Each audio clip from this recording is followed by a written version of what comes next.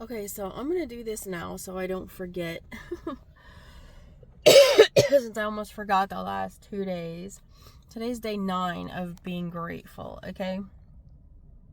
I've got a really good one, okay? Really, really good one. Every woman on the face of this world, okay? Not just in America, everywhere, the entire world can relate to this, I assure you.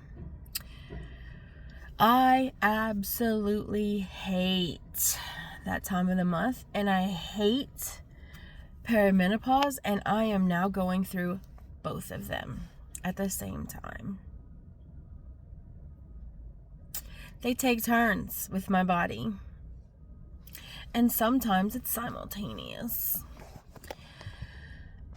So, like, I have always hated my monthly cycle, okay? But right after I had my tubal ligation, after my last child, I would experience excruciating pain, okay? Like, I'm talking, gut punching, excruciating. Like, it felt like I was in full-blown labor every month. And it would last up to, like, the whole entire first day of my period, okay? It was miserable. Okay, just making sure that drip wasn't inside my truck. I hate it. Oh God, I hated it. It was terrible. And I tried going to the doctor they wanted to put me on medication. I'm like, dude, I was working at Stellar, okay? Operating heavy machinery. I'm like, sir, I said, I don't want medication, okay? I don't need medication. I needed for him to give me FMLA leave for 1 day each month so that I could call out on the first day of my period and be protected so I wouldn't lose my job. He wouldn't do it. He wouldn't do it. He was like, and see, back then I wasn't in the position where I could just go anywhere and ask any doctor because I had Medicaid. So, I was very limited to the doctors that I could use. And, I think this one was like the only one in the area. I don't remember. But anyway, he was like, "Oh no, I don't do that. I don't mess with the insurance." I'm like, "Dude, you're a doctor. This has nothing to do with insurance, and it's not a scam, okay? I'm asking you to help protect my job so that I can take care of myself during this time period." He would not do it. Would not do it, people. And I can't remember his name. He's in Crowley. I just know he graduated from the University of Florida. And he's a terrible doctor. Terrible doctor. I would not go to him. He's an OBGYN. Like I said, I don't remember his name. I remember his face, though. I'm sure if I looked it up, I could find it. But anyway. So, I had to go to work with this pain, okay? And, I had to, I found this heating pad thing I would take a heating pad to work and use it. But I found this thing where, you could warm it up in the microwave and it would last for 30 minutes or whatever at a time. And I just had that on my waist. I mean, it was terrible. It was so terrible. Medicines wouldn't work. As far as for ibuprofen, regular pain meds and stuff wouldn't work. And the kind of medicine that he wanted to prescribe me was going to cause me to be drowsy. It was, I'm sure it was a narcotic. Is that what they call it? I think that's what they call it. And I'm like, no, dude, why? Why would... I'm asking you, it just doesn't make sense. It doesn't make sense. But, okay, that's right. Because him giving me a letter of, signing my FMLA paper doesn't get him paid. Whereas, medication gets him paid. So, yeah, that makes sense. But anyway, so I did this for a good, I don't know how long. And I was also experiencing migraines during this time. And when I say migraines, I'm not talking about, the ones that black you out. I'm talking about the ones that last for 4 to 6 days at a time. So sometimes 10 days. I mean, it would last, and I would have to, we had these, we use cloth diapers to sop up the oil and grease and stuff, and we had these brand new ones. Okay, so I grabbed like 2 or 3 of them and kept them on my cart, and during that time of the month I would use them. I would soak them with ice water from the fountain, from the water fountain, and I would wrap my head in it, you know, and tie it with a rubber band, and that was the only way I could get relief. And what you call it, they used to call me diaper head. I don't care, like, call me whatever you want. Having to sit here, I mean, we had fluorescent lighting, and it was so bright, and then the machines were so loud, bam, bam, bam, bam, bam. It was miserable. It was so miserable. I don't know where the migraines came from. Okay, this is a separate issue. But we'll just go ahead and talk about all of it. It's fine, because it all went through the same time period. I ended up getting my daith pierced on this side, because this is where the migraines would start, and it worked like a charm. Now, I will say this. I did do research, and it doesn't work for everyone, and it also depends on who you go to. Not everybody, like listen, disclaimer, okay, public service announcement, whatever you want to call it. Make sure that your piercing person knows what they're doing, and that they're actually trained to do it, because there are people out there doing piercings that have never been, like, actually formally trained. The one that I went to, she was in Lafayette, and she knew her biology. She was good. Like, the two people that I've ever had piercings from they went to school.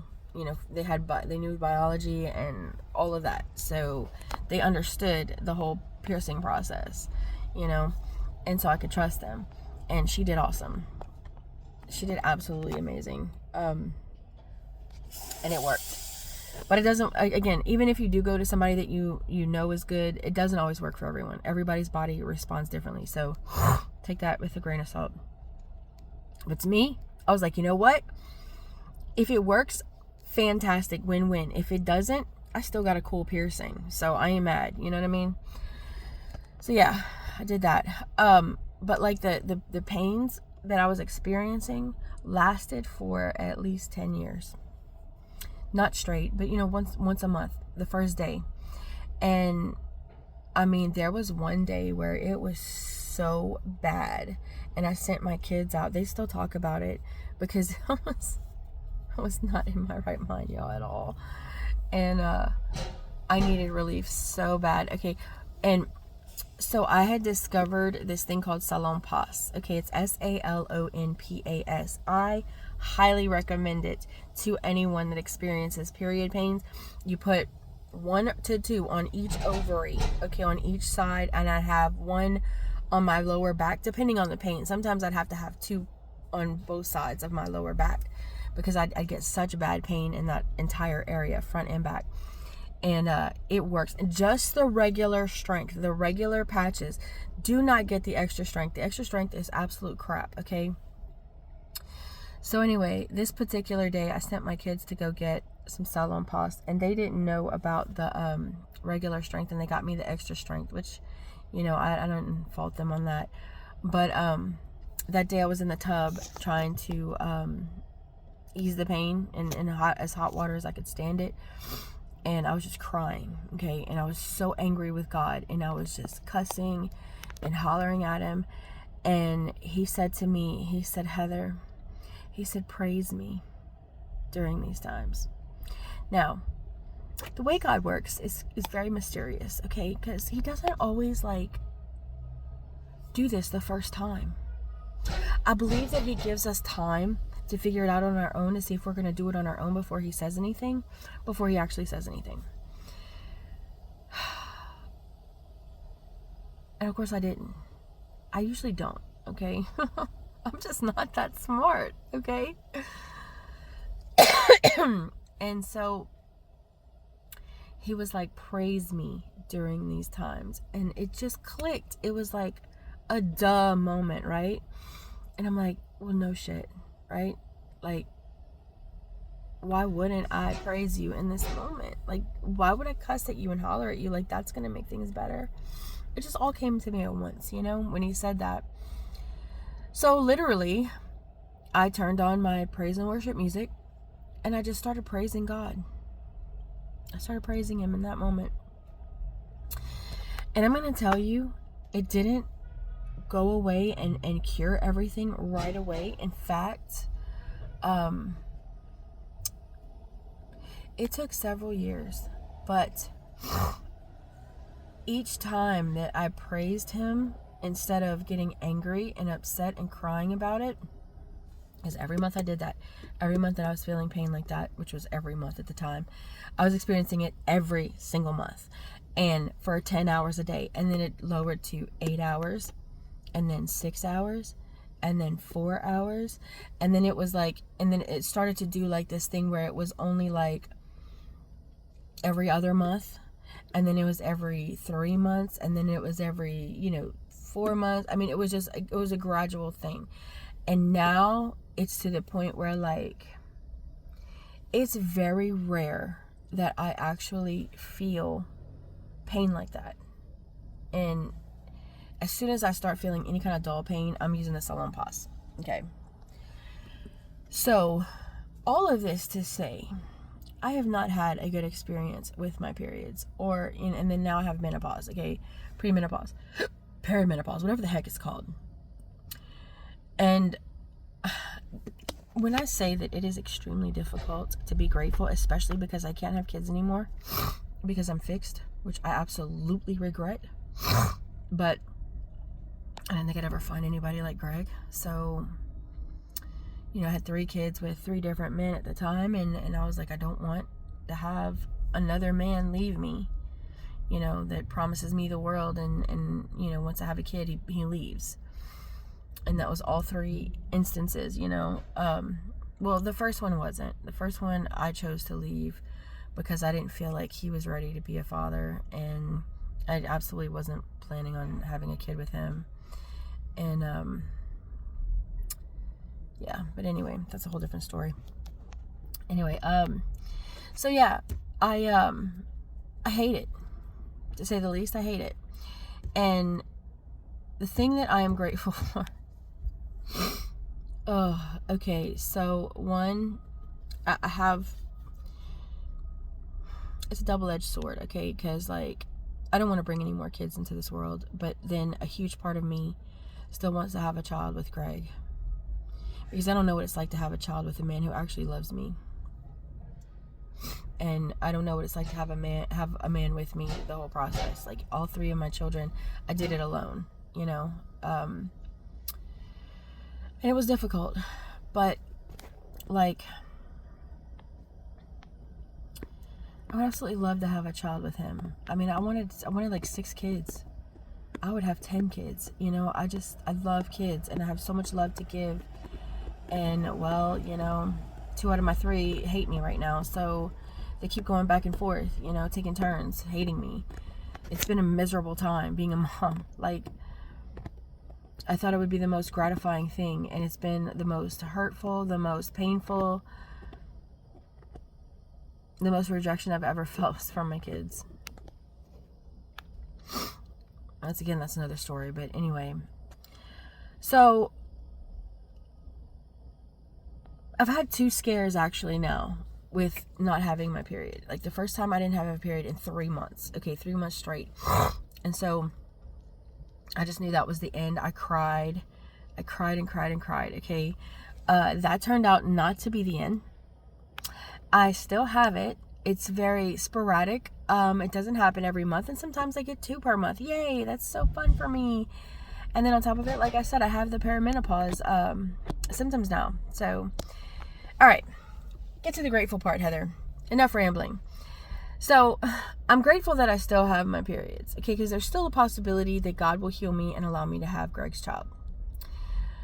I don't, like, the more time goes, the less I want, like, I'm probably down to, like,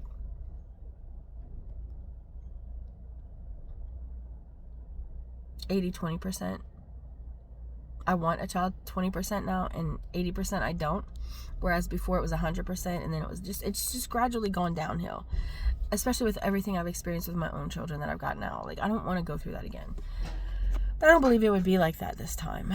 I don't know. It's just, and it's one of those things where I think about Sarai in the Bible and how, you know, she was beyond childbearing years, and then God fixed it for her and gave her a child because, you know, that was something that she wanted more than anything. I don't know. Like I said, I go back and forth. I'll take whatever God has. So that's one of the reasons I'm grateful, is that I still have the opportunity to have a child. But again, like I said, God can fix that if that was something that he wanted me to do after, you know, beyond my childbearing years. I don't know. Anyway, that's the first thing. And the second thing I'm grateful for is that I don't experience those excruciating pain or the migraines that I used to.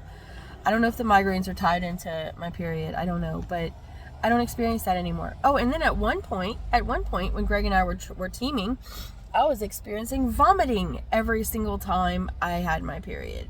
I would get those excruciating painful headaches, which I still kind of get them every now and then, but they're not migraines and they don't last for days and days, but like the first day. And then I started vomiting. Come to find out, that's pretty common. I found out all kinds of stuff. Dude, that was miserable too. So yeah, I've had such a time with my periods. So I'm so grateful that none of that is going on anymore. And you know, the biggest thing that I'm grateful for is that I really learned, this was the first time I ever started praising God in the storm. Okay, and I learned the power of that. So it is extremely powerful. When we praise him in the valley, it is just incredible. Like you don't understand the transformation that it does for your mental state, your physical state, your spiritual state, your relationship with God. Everything, it just improves. Everything is different. Like your whole perspective changes, and you learn that not everything has to be a tragedy. Not everything has to be the end of the world. You know, it all depends on you. Like they say, life is only 20% of what actually happens and 80% how you respond to it. And I firmly believe that. Because that's how I live now. We can only control how we respond to things. And how we respond to things is going to shape how our lives go. Okay? So, yeah. Life is what you make it, literally. And yeah. And then after I experienced the menopausal symptoms during my last two sicknesses, because sickness, it exaggerates your symptoms. I would wake up feeling like I was on fire, literal fire, y'all. I thought I was going to die. I never want to experience that again, okay? So yeah, I'm glad I don't experience it like that on a regular basis. So I'm grateful for that too. I think I really believe that I have minor symptoms, which thank you, Jesus, for that. So yeah, that's what I'm grateful for today. Day 9 of 365 days of being grateful. So if a woman can find gratefulness, gratitude in her monthly cycle, I think we can find gratitude in anything. Oh, and perimenopause in it at the same time. So yeah, remember, be grateful for everything that you have, because everything is a blessing, and nothing has to be tragic. Choose Jesus. He loves you, and I love you, and thank you for coming on this journey with me, and I'll see you guys tomorrow.